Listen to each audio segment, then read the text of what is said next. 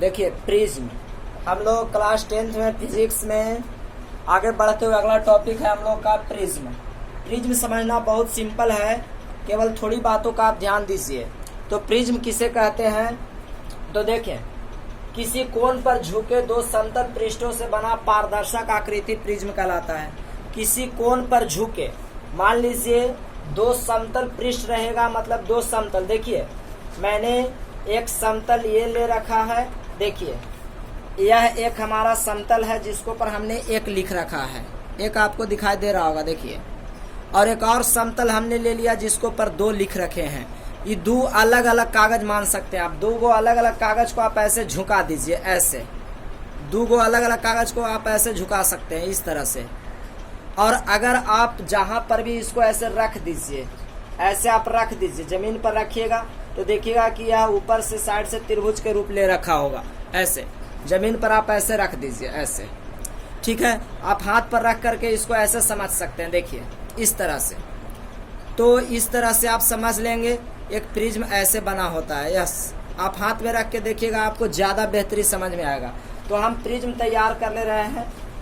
तो देखिए हमने इसको सजा करके ऐसे बना लिया, ठीक है।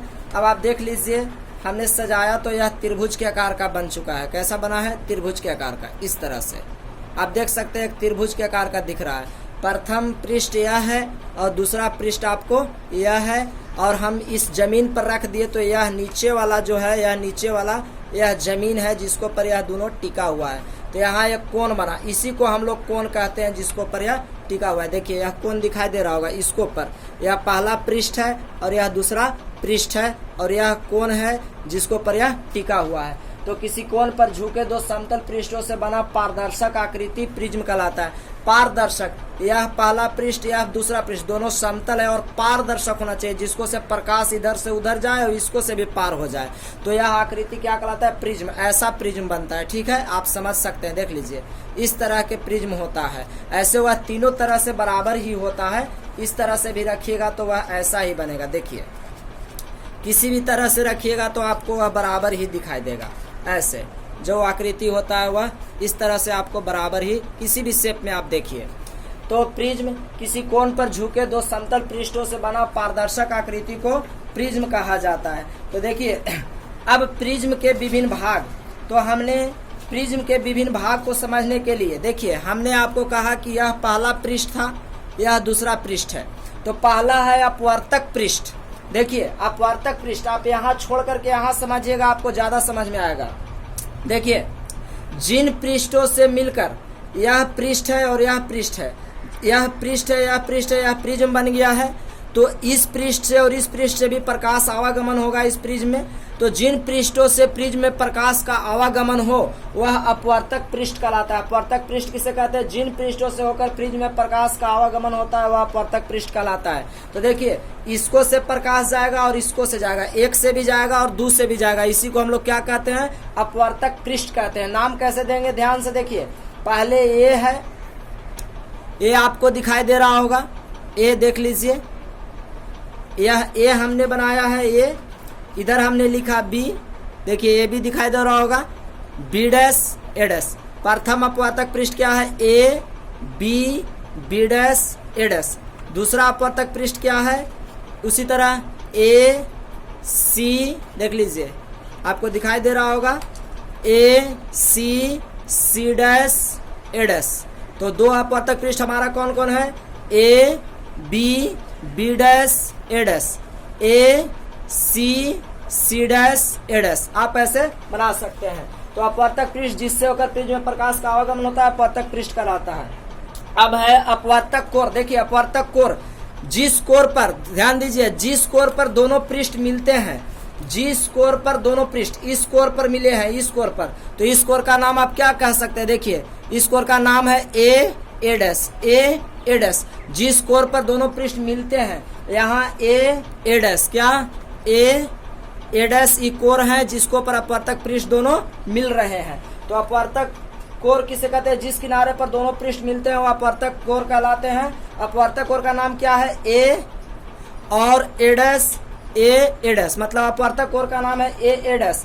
अपवर्तक सतह, सुनिए अपवर्तक सतह हम लोग किसको कहेंगे, जिस सतह पर प्रिज्म स्थिर होता है, देखिए अभी हम कहते हैं निचला एक सतह है, नीचे वाला क्या है, सतह है, जिसको पर प्रिज्म स्थिर होता है, ध्यान दें, जिसको पर प्रिज्म स्थिर होता है, जिस सतह पर प्रिज्म स्थिर होता है उसको अपवर्तक सतह कहते हैं। देखिए प्रिज्म निचला सतह पर है, किसको पर है, निचला सतह पर। हम आपको निचला सतह को दिखा रहे हैं, देखिए निचला सतह को हम आपको दिखावे कोशिश कर रहे हैं, यह सतह है निचला, इसको हम दिखा रहे हैं आपको। तो देखिए क्या है, प्रिज्म का निचला सतह का नाम क्या है, देख लीजिए, आपको प्रिज्म का निचला सतह है, इसको हम लोग नाम दिए हैं बी, क्या है, B C C dash B dash.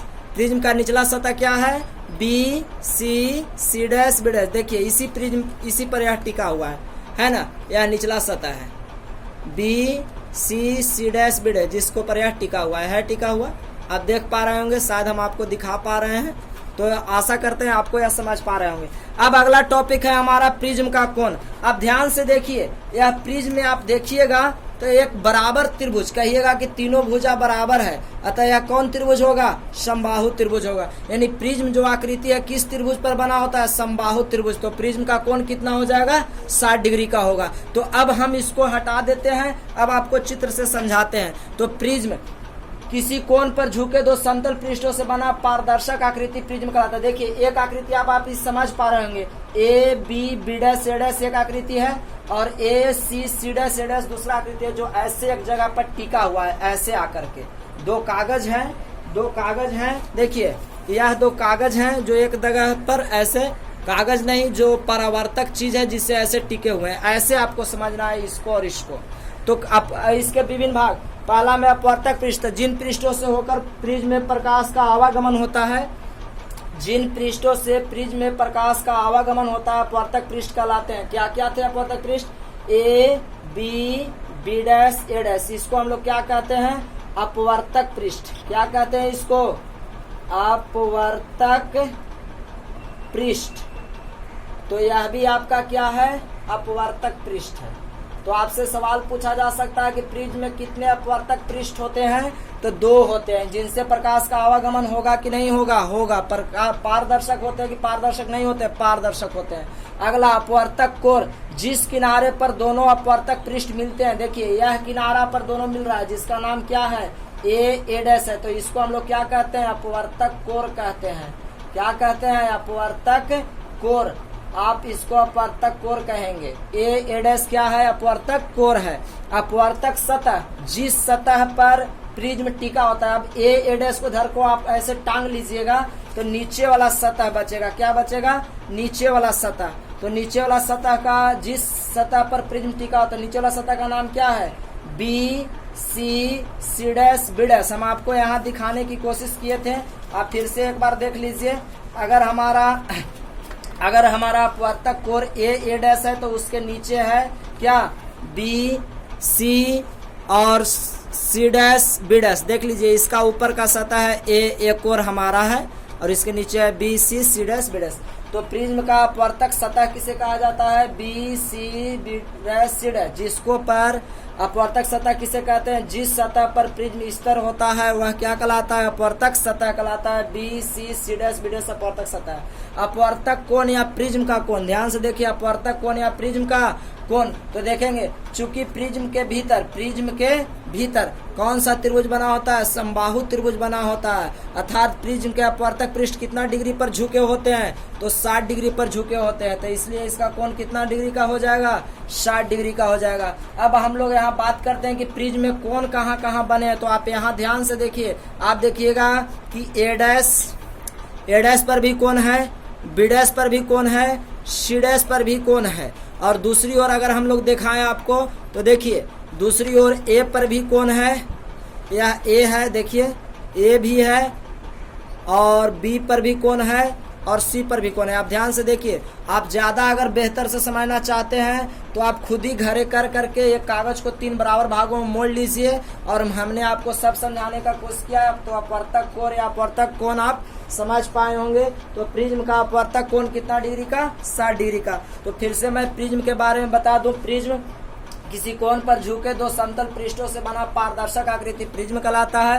Prism के विभिन्न भाग, अपवर्तक पृष्ठ, जिन पृष्ठों से प्रिज्म में प्रकाश का आवागमन होता है अपवर्तक पृष्ठ कहलाता है। यहाँ A B B dash A dash एवं A C C dash A dash अपवर्तक पृष्ठ है, लिख लीजिएगा।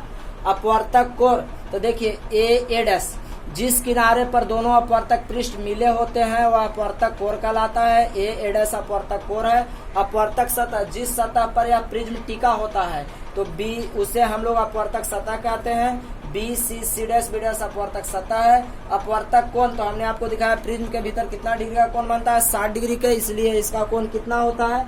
प्रिज्म के भीतर समबाहु त्रिभुज का निर्माण होता है, इसलिए प्रिज्म का कोण कितना होता है, 60 डिग्री का होता है। हमने सब परिभाषा भी आपके लिए लिख दिया है।